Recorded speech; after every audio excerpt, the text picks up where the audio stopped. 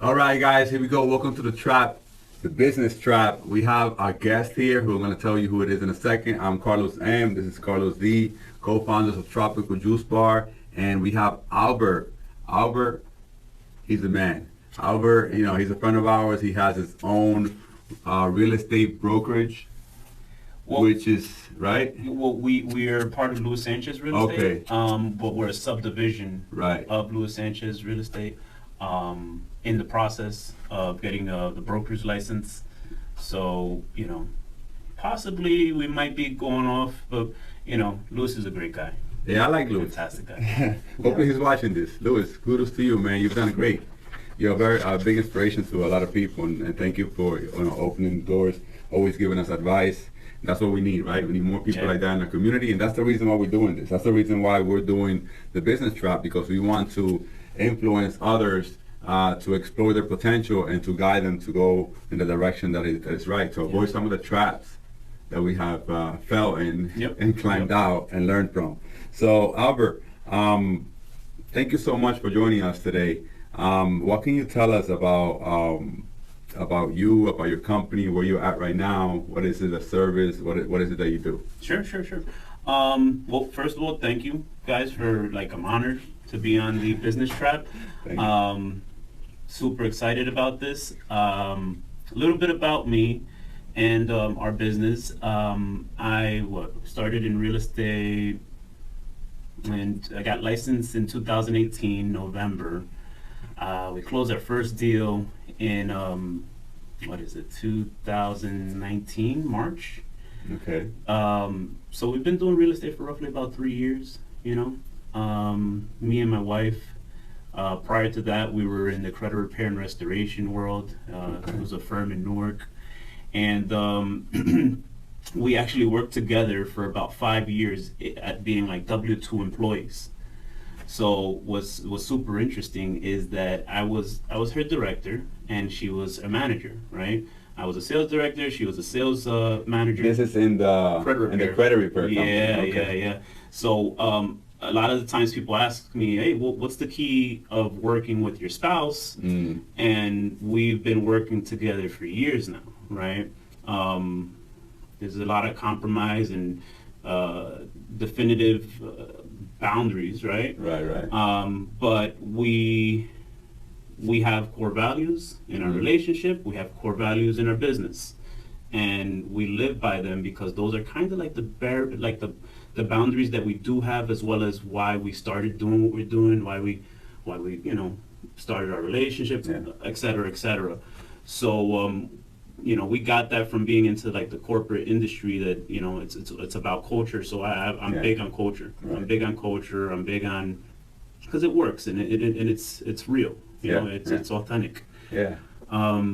So that's how that's pretty much the gist of our relationship. How you started the business, how it grew. Shout out to Diana. Diana, thank you for lending us your business partner and husband for this show. I know Diana personally. She's a very, very great young woman and very inspirational. Yeah, she inspires me every day. Right. And she's check and balance, right? So that's always cool. But back to that whole mindset of employee. There's nothing wrong with being an employee.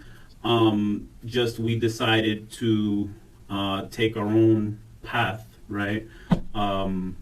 Why real estate? You were in the credit repair as an employee, and then all of a sudden you shifted to real estate. Can you tell us why real estate, and why not just become a real estate investor as opposed to actually getting out there being a real estate? So we were in the business of service, so it wasn't tangible. We were able to help hundreds of clients a month, which is great. We were repairing their credit. They were able to qualify for vehicles and homes. It was amazing. However, at the end of the day, it was a service, so we weren't really able to see the outcome, right? So we wanted something that we would be able to see people's faces, and say, wow, like, if we were able to, that's exactly what happened. Our light just turned on. We're like, you know what, we we should be doing something client facing and actually providing not only just a service, but being able to see what the outcome of our work is, our hard work, because, you know, we're very committed, you know, our expectations of our services is very high. Yeah. So, you know, that's the reason why we transitioned from credit repair service to, you know, the real estate market and representing clients versus just, you know, crunching numbers to be an investor, which we're active investors as well, Right. but we're realtors first. Okay, I mean, great, because realty is your business. So, Yes. you know, you don't want to fall into the real estate investor trap too early. Yeah. Because there's a misconception out there that people want to start a business around real estate, when in my opinion, I don't know how you feel, but I don't think it's scalable at the beginning. You know, you need a lot of capital in order to have a scalable real estate investment firm. So before we get ahead, let's come back and let's talk about the beginning of Albert going into real estate. You know, what are some traps that you fell into? When you first started the business. Yeah. Traps that I fell Traps. into. Big lessons that you learned, you know, at the beginning of. Oh my God, the there's so transition. many of them. They're great ones too. Initially, you know, just making sure whoever you choose as your mentor has done what you want to do. Okay. You know, or what your expectations of yourself are in 5 years from now, versus, you know, them just. There's a lot of people in the industry that, you know, they're not really doing what they say they do, Okay. numbers wise, volume, service wise, ethics wise. You know, like Some just have a nice car, you know, have some just one have car. one nice car, a lot of posts. They'll show other people's properties, and you know, good for them. But if you're really taking this super serious, you know, there's no days off. There's no, you know, I've had a family when I made this decision of transitioning from, you know, like we were making both 6 figures, so we had like big responsibilities, and we quit our job Wow, the same day. that's huge. Like we jumped both feet or 4 feet into the pool at the same time, not to worry, like we weren't worried about how deep the pool was. We just trusted each other to be able to jump into it. So not to digress, but initially we might have chosen the wrong people to it's just blind ambition sometimes. Right. And Just choose the so right people. you pointed out something that I think is interesting, right? And I want, because there's some viewers, and a lot of our viewers are entrepreneurs, people that want to start their own business, but I just like, they're like, right there, they can't really, it's a tough decision, man. It's really So tough. quit both jobs. You guys had. What some can you guts. tell those, because I know a few personally, such as my accountant, I'm not going to put no names, but he's like right on that edge of, should I quit my job? When is it the good time? He's been thinking about it for years. Is this year's the good time? This year's definitely the good time. Something might come up. Like, what can you tell them? What can you tell those people that are like borderline, like they really want to do it, but they just have some restrictions? I could tell you the answer that, you know, let's say an accountant will give you, or like, I'm not an attorney, no legal advice, none of that. But I could give you the safe answer, and then I could give you the answer that worked. Forget about the safe answer. Hey, be real. I want to be real here. The safe answer, you know what the safe answer is. The real answer is you know, there's no right time. It's like saying, when is the right time to buy into real estate? Well, it's always the right time to buy into real estate. Right. It's never the right time to rent. You know, it's never a right time to pay somebody else's mortgage, right? Or even like some people say, you know, having kids. Like, what? I know I didn't plan my kids. I didn't plan my kids. It's never the right time. You know, there's never going to be the right time. If you plan your kids, you're going to wait until you're 40 years old. Exactly, and it's not going to happen. You know, so taking that same concept, it is never the wrong time to just jump in and just believe in yourself. Key. Believe in yourself. Believe in yourself. Believe that you confidence. can. We went into that last week about confidence and why that's so important. Yeah. So let's talk about what's the next question, Carlos? I don't know. Let's talk about the success rate in your industry. So, in your industry, we got some numbers here that says that according to Grant Cardone, I'm sorry, we'll talk about Grant Cardone later because he's the man. Great Colorado Homes. 87% of brokers do not make it past 5 years. Why do you think that is? And is a very high stressed environment what keeps you going? I think it's really simple. Real estate transactions can be very complicated, and you are, at times, you are a counselor. You're like, not that you're an attorney, but you sometimes got to give them the right out there. Sometimes you're an accountant. Mm-hmm. So there's so many different hats that you're wearing, along with your specific profession, which is, real estate, right? So I think that the number one reason people drop out is because it is tough to only get paid based on your results and not your effort. Because your efforts could be there, your intentions could be there, all this good stuff can be there, but if you don't have the result, you don't get paid. So, yeah, that's kind of reminds me of what my brother here told me when I quit my job as a teacher. He said, "Oh, I'm very happy that you quit your job because now you have to sell to eat." And that's very impactful, right? Because to me, I still remember it to this day because oh shit, like I have to take care of business. I have to show results. There's not gonna be anybody giving me a paycheck just to be here. Yep. I have to actually produce. So again, those of you who are starting your own business, that's why having confidence in yourself is so important. It's key. Right? And how do you find the confidence within yourself? Is just ask another person that you're very close with, what makes you great? Yeah. Why am I a good person? Yeah. Why, just ask that to a couple of people, obviously, and just write it down on a piece of paper, and that's where you're gonna get your confidence from. Great advice. That's absolutely, like, just start with your parents, start with friends, family. Tell them what you're good at, and ask them what you're good at, and they're gonna tell you. Tell them to be honest. Yeah, tell them to be honest, and vice versa. Hey, what do you think I'm not good at either? Right. But just again, take it with a grain of salt, but it's a place to start. Sometimes as Latinos, your parents impose limiting beliefs on you. You love your parents, you love your loved ones, but they won't have the same vision you have. So sometimes they'll be your number one detractors versus, so they want the best for you, obviously.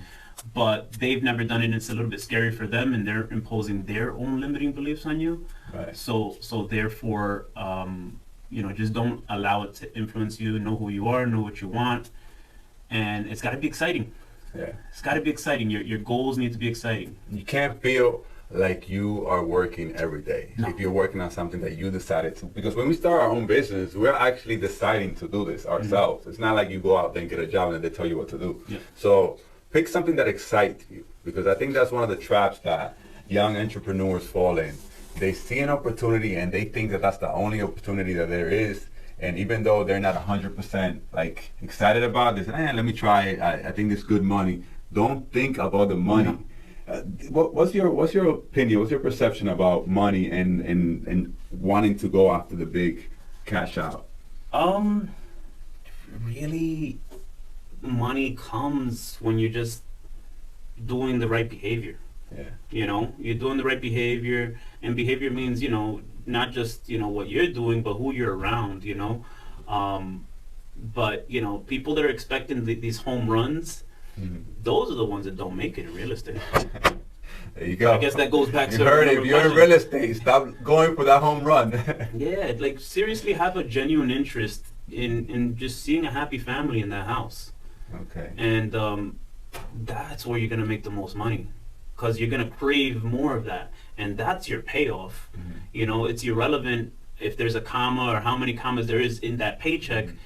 As long as you get that gratification of seeing the smile on those kids, or knowing that there will be kids, that's everything, guys. Like in real estate, that's like you're giving an experience to a family, you know? Like, think about your spouse or whatever it is, you know, like, imagine somebody providing a smile to both you guys and just giving you that warm feeling before you go to sleep, and it's satisfaction. That's, you know, I got chills. That's the I got chills. That's the home run trap. Yeah, That's why you're so passionate about this, Yeah. and it relates, you know, because I think in every business you have to connect to your customer. You have to be happy for your customers whenever you do the transaction. Yeah. Because if you're not, then every day is gonna feel like work rather than feeling like, hey, I'm doing something for somebody. So is it safe to say that in order to succeed in business, you can't just be thinking about the money? I think it's very safe to say that. Very good. Super safe to say that. Yeah. So if your only motivation about any business that you're going into is money, stop what you're doing and look for something that you enjoy. You can make money doing anything, really. Yeah. Really. Like, there's a guy in the subway that he sells candy for $1, right? He sells like Snickers for $1, and he leaves that week with in his pocket, like after everything's said and done, $1,000 a week. And it's, you know, some guy named Lucky left, but yeah. But back to, I kind of wanted to talk a little bit about.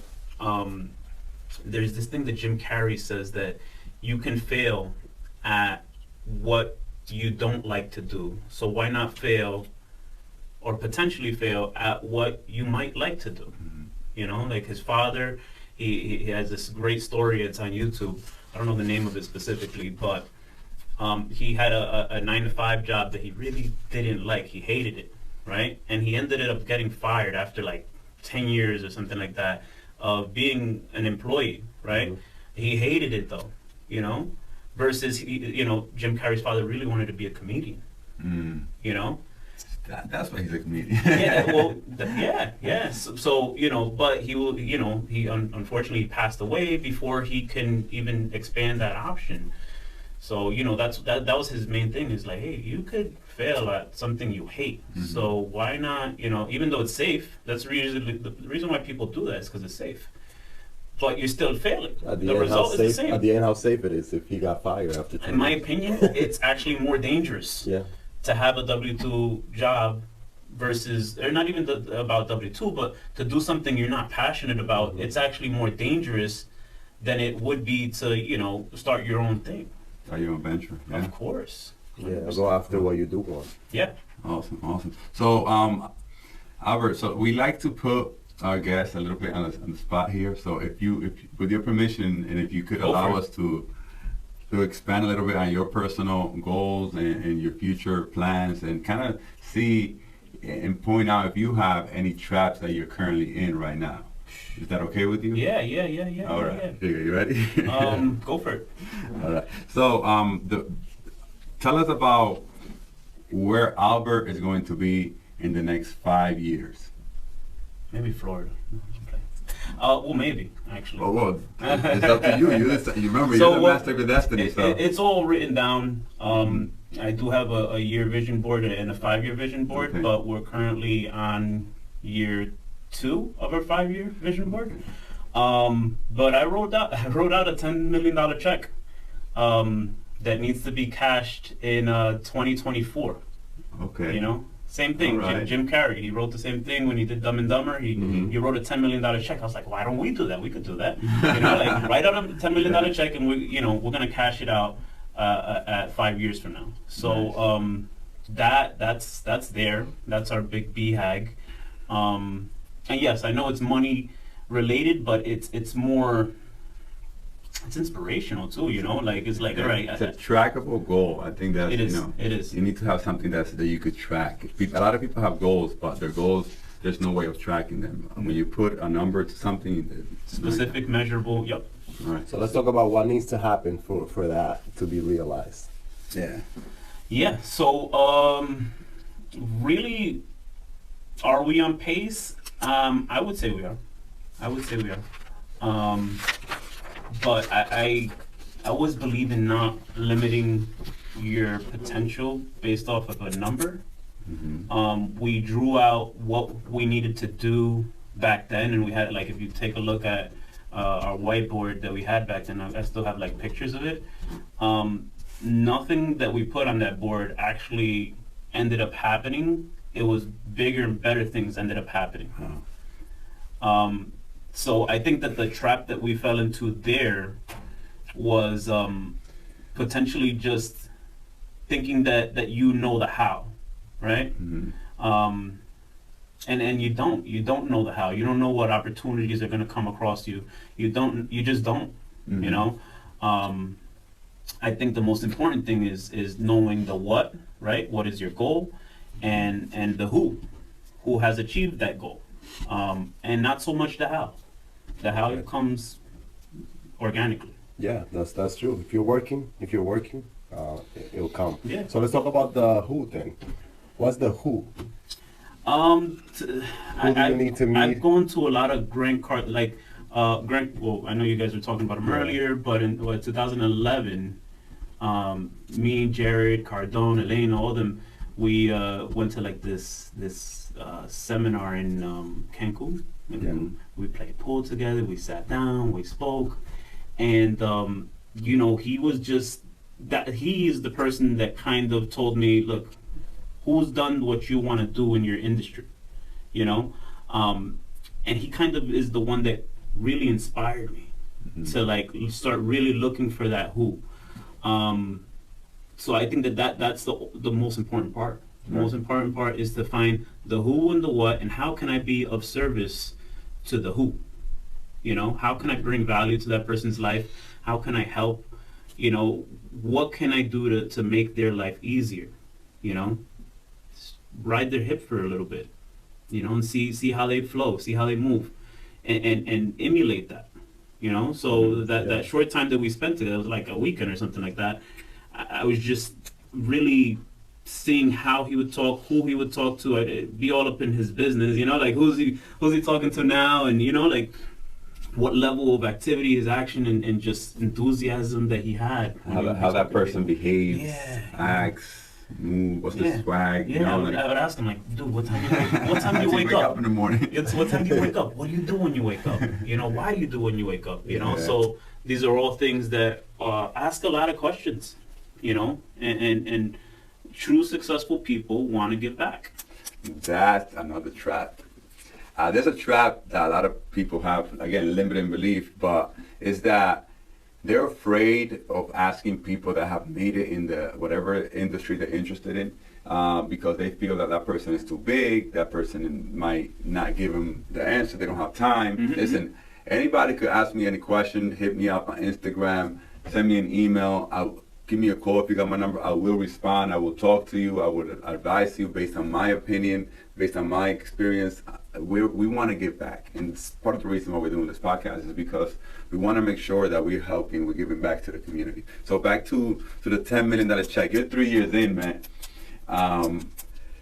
So 2 years in. You only have 3 years left. I'm going to break apart the how. And I get it, like you don't want all the answers, right? You shouldn't expect all the answers, but I think you need that guide, right? I truly believe that whenever you have a goal, you need some type of plan, right? You need a guide that will tell you, this is what I plan to do. I'm sure you have it, but I just want to clarify to the viewers that when you say, don't worry about the how, it's not to worry about the plan. It's more not to worry about all the details in the plan. Yeah, like the intricacies, you know, like don't get too stuck on the detail if the detail didn't work that way. Just focus on your concepts, focus on your milestones, focus on the general, what you're trying to accomplish to get to that stepping stone. Focus on the next stepping stone and not so much the wrinkles in the water that are when you hit the, you know, like don't focus on that. Focus on the next one. Yeah, I wanted to point that out because I feel that's a huge trap that people fall into when they have goals. New Year resolution. I want to lose 10 pounds. I want to lose 20 pounds, but they don't have a plan. They don't have a detailed layout on how they're going to do that. So please don't fall into that trap. Always have a plan. Yeah, plans are super important. All right. You got to plan every day. As soon as you wake up, well, definitely before you go to sleep, you figure out what you want to do tomorrow, because I'm momentum based. I'm the best in my afternoons versus my mornings. So in my afternoons, that's where I have all my, like ambitions. You get what I'm saying? Yeah. And I don't want to go to sleep with those in my head, because if I don't write them down, I won't sleep well. Right. It's just something I won't. I just can't sleep well if I don't write down everything that was in my head before, because you feel like a little bit of accomplishment. Right. When you go to sleep and you write down your goals. And then in the morning it's just clear as day. You have a detailed plan on what you're gonna do, and how you're gonna be able to execute your day. And don't forget about the big stuff. Yeah. And again, going back to the planning trap, successful people plan way ahead of time. Oh yeah. The better you have your calendar set out, if you have what you're going to do for the month, for the year, already planned in, if you're going to take a vacation and you wait until last minute, you're going to pay for that. Just like if you plan to accomplish something and you wait till last minute, you're going to pay for it. And that payment that you give might be in form of not being able to accomplish the goal that you set out to. So which is the most expensive one. You have to plan as much far back as possible in order to get some. The bigger the goal, the further back you have to plan. Okay. This has been great, Albert. Really want to thank you for being with us today. Alex, I don't know if you have any other questions, any final remarks for Alex.